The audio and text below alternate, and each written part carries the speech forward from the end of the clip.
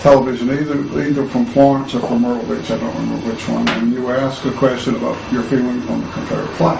Yes. Your answer to that question was, I believe there are people in this state that are passionate about the flag being there. There are people in this state that are passionate about the flag not being there, right. And they just need to get together and work it out.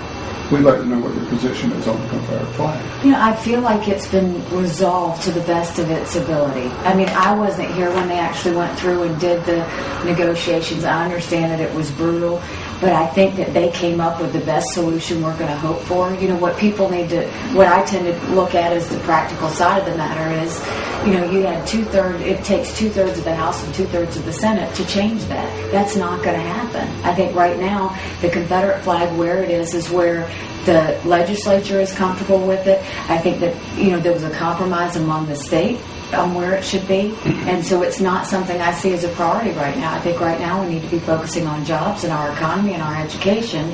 You know, for those groups that come in and say they have issues with the Confederate flag, I will work to talk to them about it. I will work and talk to them about the heritage and how this is not something that is racist. This is something that is a tradition that people feel proud of, and let them know that we want their business in this state, and that the flag where it is was a compromise of all people, that everybody should accept it part of South Carolina.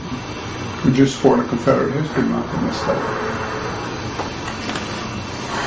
I mean, yes, it's part of the traditional, you know, it's part of tradition. And so when you look at that, if you have the same as you have Black History Month and you have Confederate History Month and all of those, as long as it's done where it is in a positive way and not in a negative way, and it doesn't go to harm anyone, and it goes back to where it focuses on the traditions of the people that are wanting to celebrate it, then I think it's fine. What's your belief about the reason the Civil War was fought? I mean, again, I think that as we look in government, as we watch government, you have different sides, and I think that you see passions on different sides, and I don't think anyone does anything out of hate. I think what they do is they do things out of tradition and out of beliefs of what they believe is right.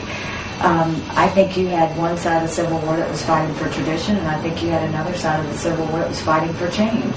You know, at the end of the day, what I think we need to remember is that, you know, everyone is supposed to have their rights. Everyone's supposed to be free. Everyone's supposed to have the same freedoms as anyone else. So, you know, I think it was tradition versus change is the way I see it.